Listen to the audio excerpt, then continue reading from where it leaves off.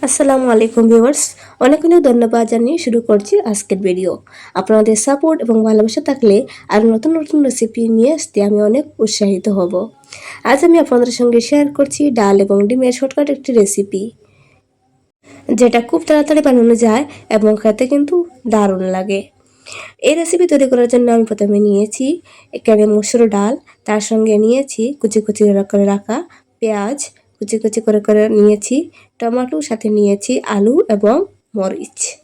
তো প্রথমে আমি ডালগুলোকে ভালোভাবে ধুয়ে এখানে প্রেসার কুকারের মধ্যে আমি দিয়ে দিয়েছি এবং তার সঙ্গে আমি দিয়ে দিলাম কুচি কুচি করে রাখা পেঁয়াজ, সাথে দিয়ে দিয়েছি টমেটো এবং তার সঙ্গে দিয়ে দিয়েছি আলুটা কিন্তু সম্পূর্ণ অপশনাল, আপনারা কিন্তু এটা স্কিপ করতে পারেন। আমার কিন্তু আলু দিয়ে ডাল খেতে খুব ভালো লাগে, তাই আমি এখানে আলু দিয়েছি এবং সাথে দিয়ে দিয়েছি 2-3টা কাঁচা লঙ্কা।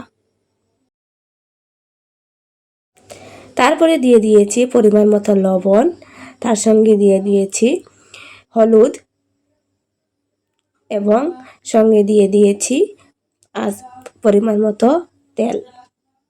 তো সব কিছু নিয়ে আমি কিন্তু ভালোভাবে নেড়েছেড়ে নিয়েছি, যাতে মসুর ডালের ভিতরে সমস্ত মশলাগুলো ভালোভাবে মিশে যায়।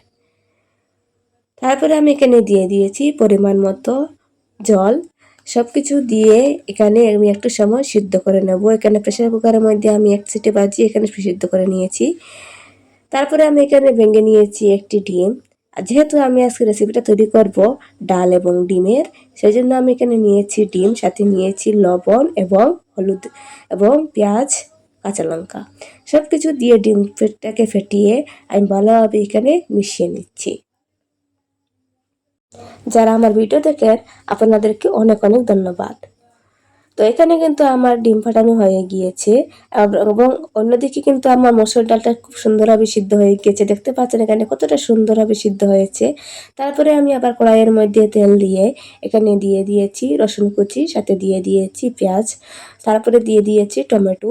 তো সব কিছুকে দিয়ে আমি আবার ভালোভাবে মিশিয়ে নিচ্ছি। এইভাবে কিন্তু খুব সুন্দরভাবে আপনারা 3 থেকে 4 মিনিট খুব ভালোভাবে মিশিয়ে নাড়াচাড়া করে একটু সময় সিদ্ধ করে নেবেন। এখানে কিন্তু আমার হয়ে গিয়েছে এবং তারপরে আমি আরেকটা প্যানের মধ্যে দিয়ে দিয়েছি তেল। তেলের মধ্যে আমি দিয়ে দিয়েছি আজকের ফাটানো ডিমটা। তো ডিমটা দিয়ে কিন্তু আমি এখানে একটু সময় ঢাকনা দিয়ে ঢেকে রেখে দেব 3 থেকে 4 মিনিট।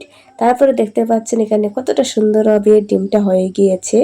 তো এইভাবে কিন্তু ডিমের অমলেটটাকে এইভাবে আমি উল্টিয়ে আবার একটু সময় ভেজে নিলাম। তো ভাজার পরে এখানে আমি একটু কেটে কেটে নিয়েছি ডিমের অমলেটটাকে, একটু পিস পিস করে নিয়েছি। তো পিস পিস করলে কিন্তু আমার ডালের মধ্যে দিতে সুবিধা হবে, তাই আমি এখানে পিস পিস করে নিয়েছি।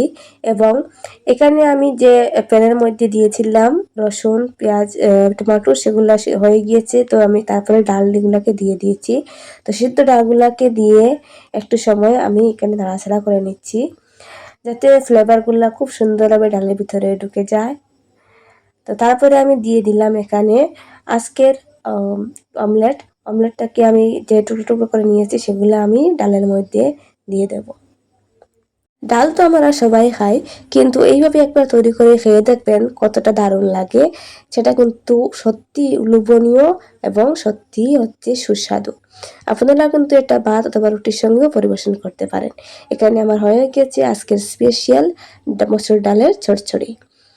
এই রেসিপিটা কিন্তু আমি এখন খুব গরম গরম পরিবেশন করে নিচ্ছি। দেখতে পাচ্ছেন কতটা সুন্দর হয়েছে এবং খেতে কিন্তু অসাধারণ সুস্বাদু হয়েছে।